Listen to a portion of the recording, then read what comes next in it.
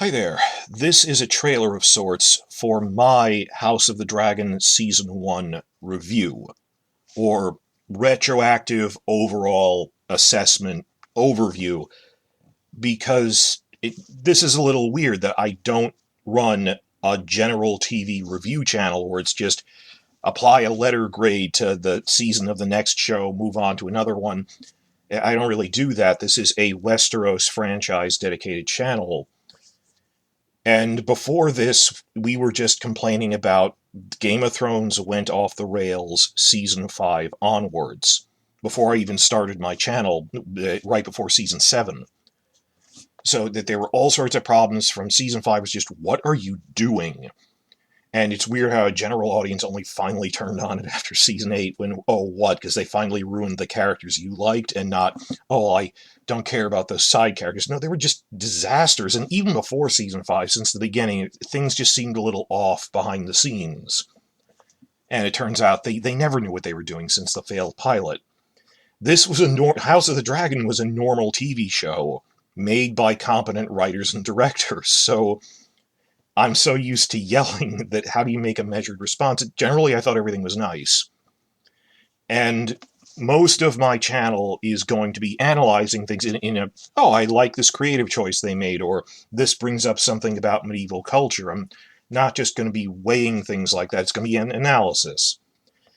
I wasn't really sure how to proceed with an overall season overview as a result, and I sort of stumbled into the ad hoc solution of I'm going to make a 3-part video series. How did I arrive at this? It's that I'm repurposing 3 other videos I was already making, which I realized gave a good overview of Season 1. That Part 1 is the few criticisms I had about Season 1, which is really just 2 big things, that there's pacing concerns and morally gray characters are hard to write. That's not even criticism. That the first one is a criticism, that not internal pacing, it's the writers themselves acknowledged we should have had 13 episodes. We needed 3 more episodes, and we were fighting with the studio for more. We know that they were pressuring that. So that's, how can I criticize Ryan Condal's team when, George R. R. Martin and him are openly saying we should have had more episodes? But dealing with the repercussions of that for the subsequent seasons, that they are not stretching material thin. They have to leave stuff out. If you're complaining, oh, I like that character, I wish they did more, recognize that's an argument for more things. So when Martin said, oh, we need at least 4 seasons, 10 episodes each, maybe you need either more seasons or more episodes. But it's me yelling about that in there, how much we need that. Everyone acknowledges that was an issue. And so many other things you might think are criticisms.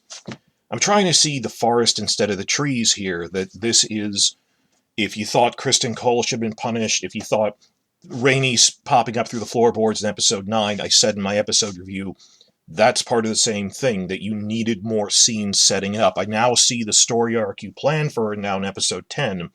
You needed more scenes to show how on the fence she is about, am I even on Rhaenyra's side? So it's not even pacing, it's need for more episodes or seasons is point 1. Point 2 is we're in danger of it. You're not supposed to like Walter White or Tony Soprano, but it's a character study. Morally gray characters, where they're not a mustache-twirling villain, but they're not the hero either. Game of Thrones turned Tyrion into just this whitewashed great guy and had mustache-twirling villains. And they're not even like that in the source material. So there's an issue with Daemon, Rhaenyra, and Alicent. You don't want Alicent to be the wicked stepmother. You don't want Rhaenyra to turn into this saintly figure like they were trying to present. It's weird how Daenerys went from, alternatively, they're writing her too saintly, and then suddenly she's demonic. Like, you are not presenting her as like Anakin Skywalker plagued by doubt in the prequel trilogy. Even if that was your intent, which I doubt. Just, you can't Flanderize the characters like that, and I admit it is hard to write Daemon. How do you write Rhaenyra that she will do questionable things now that she's angry that Luke died? And how do you strike that balance of, like, Walter White, a flawed character who does things? I think my conclusion is season 1 did a good job with that. But it is a delicate balancing act that we will have to have eternal vigilance for. When I say good job with it, particularly because there isn't source material, it's an outline. And they have to decide what to do. The dialogue isn't even in there. They did a pretty decent job, but we will always be worried about that. So that's not even a criticism. Those are the two big things, and there's also two things in there that are just nitpicks I had about episode 7 specifically. You'll see that I already recorded that. And again, it's just getting that out of the way, because we're not getting new content until 2024, and this is really the only criticism I have, is this 35 minute video. Part 2 will then be a more lighthearted, I realized I'll dash off a ranking video. You know, the A, S, A, B, C, D thing relative to each other, because I saw winteriscoming.net made a ranking, and I generally agreed with it, but I had some points I disagreed with. You know, for the most part, we think that, like, episodes 8, 4, and 3 were really good, and bottom of the pack, but not bad, were 2, 7, and 9, which at points were uneven or a little slow, but there wasn't anything wrong. They weren't bad.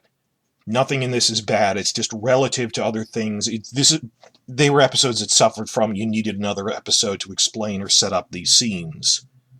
But they're just little things in them that are, like, I think we would have, the season would have benefited if episodes 1 and 2 were aired back to back, and if episodes 9 and 10 were aired back to back. That would have, you know, so everyone wasn't angry about the Rainey's thing, because they do explain that in episode 10. That would have worked out. So, relative to each other, again, it's going to be short. It's not going to be vilifying the episodes or putting others on a pedestal. It's just, generally, I agreed with what winteriscoming.net's ranking was and just what I feel about it. The third one is complicated because originally I wanted to do a cinematography series that would follow on a weekly basis every episode.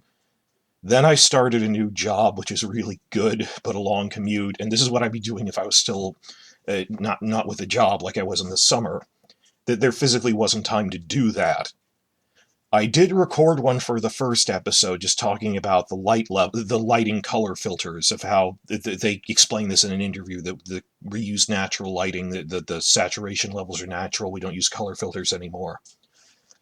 And planning out my post-season, I'm going to be doing other analysis videos through Christmas break, so I'm not going to get to the cinematography series until late Christmas break to January, because it's going to involve things. This is a major part of the show, is the cinematography. But I decided, I already started the one for episode 1. I'll record a new ending for it, tacking on it as a preview of, okay, this is going to be a series. Other things to come. I'm talking about the color filters in this, but also look in episode 1 how they're using tilt angles the right way when Game of Thrones didn't do that. I mean, they're specifically comparing a scene in that to the Cersei High Sparrow scene, which I've already used as an example of they don't know how tilt angles work on the old show. But a lot of other things, that the cinematography series of me explaining on an introductory level, because I'm not an expert, but I at least looked it up. You don't need to be an expert to see how wrong Game of Thrones was doing it. That you're supposed to have camera motion. And they're even using field focus at times, which is interesting. Just different cinematography things. But everything off the top of my head, I'm adding to what I already recorded as just a preview of the cinematography. So I've seen different channels. Supercuts Delight Note is one of the few other channels that really follows cinematography. He's cinematography buff. I've seen Quinn's Ideas repeatedly remark on in his review, it looks so different visually from Game of Thrones. Just the colors pop and the camera work is good. I want to just give an introduction to that because I'm already half done with it. So it's not just, and here's my criticisms, that you see it's a 3-part thing. Part 1 is the few concerns for the show as a whole, rough episode rankings, and then I've been saying for 2 years, the cinematography will be different when they have competent people in charge who let the directors do their job. So that's loosely the plan I'm going for here with this. And then after that, I'm going to make a ratings analysis video for the global business end of things. I'm just going to dash that off from an article I read. And then check out the longer post-season schedule I have like 7 big thematic analysis videos planned and a couple of smaller ones, all of which I thought I would get to during the run of season 1 before I got my new job. Problem you want to have. But if you think, oh, activity's going to slack off now, this is when I catch up. Up to this point, I was barely keeping pace with the recaps. But I'll talk more about that in the schedule videos. This is the trailer introduction to a series of 3 videos I'm making assessing season 1 as a whole.